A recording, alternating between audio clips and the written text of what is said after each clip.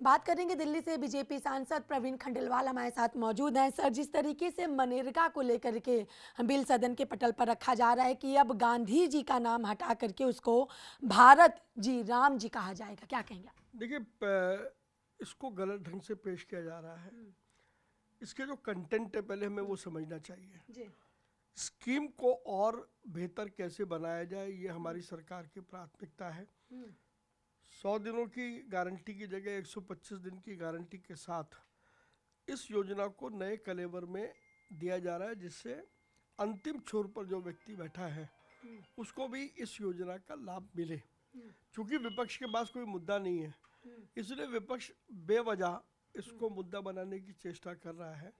अगर वो इसके कंटेंट पढ़ेंगे तो उनको समझ में आएगा कि ये स्कीम जो प्रधानमंत्री नरेंद्र मोदी ला रहे हैं, ये स्कीम पहले की स्कीम के मुकाबले ज़्यादा बेहतर है। वो कह रहे हैं नाम बदलने की जरूरत ही क्यों है, क्यों हर चीज का नाम बदला जा रहा है बीजेपी के राज में? नहीं, नाम अब प्रश्न ये उठता है, क्या क्या नाम से चीज़ें सफल होती है? जी नाम से कोई चीज़ सफल नहीं होती। जी तो बजाय नाम के वो अगर काम पर ध्यान दें। ये नामदार लोग हैं, हमेशा नाम के पीछे भागे हैं, काम इन्होंने कभी कुछ किया नहीं है, इसलिए ज़मीनी हकीकत से ये वाकिफ़ नहीं है।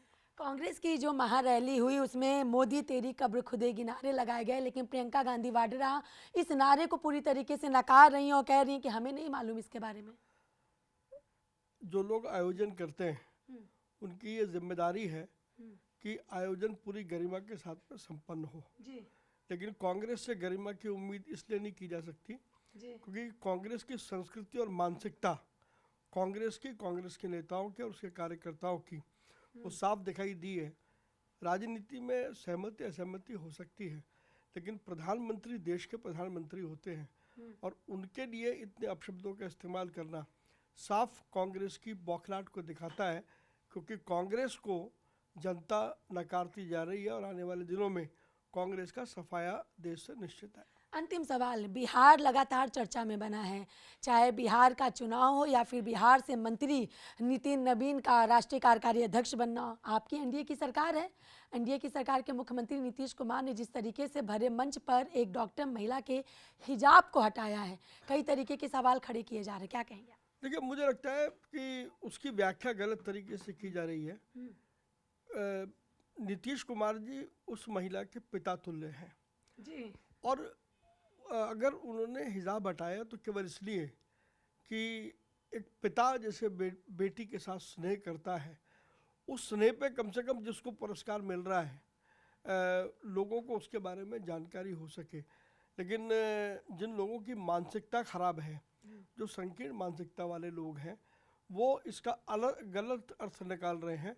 इसको एक पिता और बेटी के संबंधों पर ही देखना चाहिए। लेकिन प्रवीण जी, ये भी विपक्ष कह रहा है कि किसी भी धर्म की कोई भी महिला हो, ऐसे सामाजिकता के तौर पर किसी को भी ऐसे बिना उसकी इजाज़त के उसके किसी कपड़े को हटाना, ये छूना, ये कहीं ना कहीं पूरी तरीके से शर्मनाक चीज़ें हैं जिस पर उनको अपने आप चीज़ों को संभालना होगा या फिर अपने पद को छोड़ना होगा। देखिए, मैंने आपको कहा कि विपक्ष दिग्भ्रमित है, जनता ने उनको बुरी तरीके से नकार दिया है, उनके पास मुद्दे नहीं है, तो बिना किसी वजह के वो मुद्दे को बनाना, क्यों नहीं वो नीतीश कुमार को एक पिता के रूप में देखते हैं और क्यों नहीं उस महिला को एक बेटी के रूप में देखते हैं। अगर वो इस रूप में देखेंगे ना तो सारा मामला अपने आप साफ हो जाएगा। चलिए, बहुत बहुत शुक्रिया। हमने बात की दिल्ली से बीजेपी के सांसद प्रवीण खंडेलवाल से। वीडियो जर्नलिस्ट राजेश के साथ में कंचन अरोड़ा, चैनल न्यूज़, दिल्ली।